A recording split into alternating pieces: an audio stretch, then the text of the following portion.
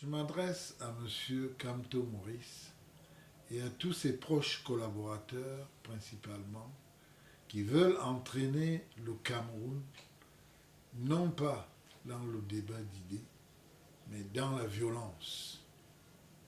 M. Kamto Maurice, président du mouvement pour la renaissance du Cameroun, vous comprendrez bien qu'en cette circonstance, je ne puisse ni vous tutoyer, ni vous servir du Maurice, puisqu'on se connaît. Nous avons travaillé ensemble quelques années pour la paix et dans un esprit de liberté consacré. C'était au Comité national des droits de l'homme et des libertés. Et je me souviens qu'au moment où nous amorcions les plus grandes et les plus belles réformes, vous nous avez lâchés en démissionnant, comme vous avez lâché récemment tous vos militants qui avaient déjà leur dossier prêt pour les législatives et les municipales, et qui seraient certainement, pour certains, maires ou députés aujourd'hui. J'étais alors vice-président de ce comité.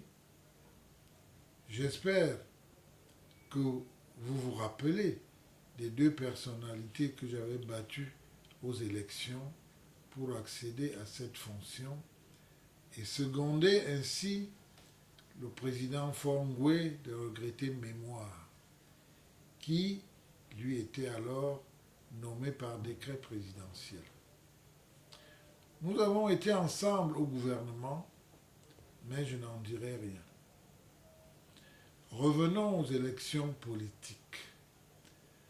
C'est avec un code électoral moins bon que celui que nous avons actuellement que M. Froundi a obtenu 37% en 1992 lors de l'élection présidentielle la plus disputée de la jeune histoire politique et démocratique de notre pays, alors que le président Biya le battait seulement à 2 ou 3% près à l'époque.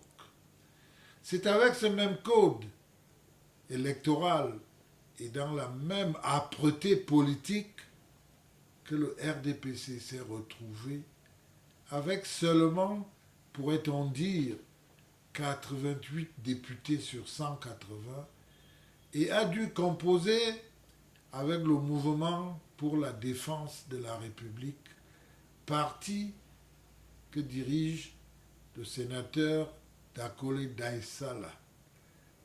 C'est avec lui que le RDPC a dû composer afin d'avoir la majorité pour gouverner. À cette occasion, l'opposition n'a pas pu s'unir pour gouverner. Aujourd'hui, le RDPC, c'est une présence massive dans plus de 300 communes.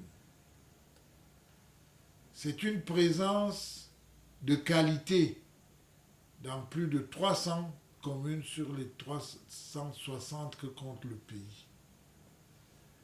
Le gouvernement de la République n'est pas sourd, encore moins le président Biya. On a entendu tout type de critiques sur le code électoral. On a noté diverses suggestions sur le nord-ouest et le sud-ouest. Parfois, même des choses inapplicables. Parfois, certaines relevant de la prestidigitation, car on n'appuie pas sur un bouton magique pour mettre fin à une guerre. De plus, la poursuite de notre vie ne dépend pas de coups d'éclat ou d'incantations plus ou moins magiques d'un supposé chaman politique.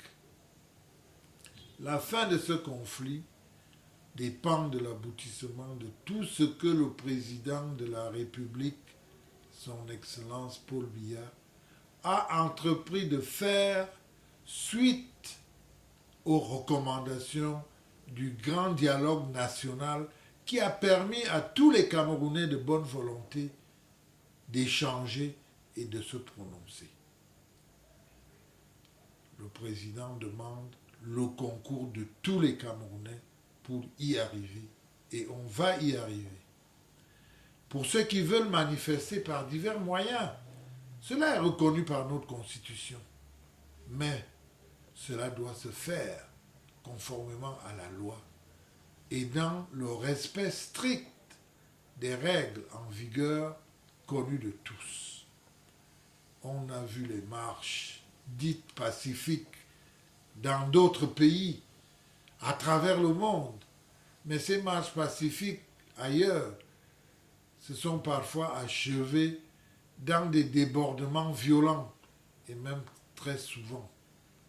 Lorsque les manifestants ont tout brûlé, lorsque les manifestants ont tout cassé, qui va payer? Qui va réparer? Qui va assumer? Nous souhaitons militer pour une démocratie de construction et de responsabilité, et non pour une anarchie destructrice des acquis perfectibles aujourd'hui.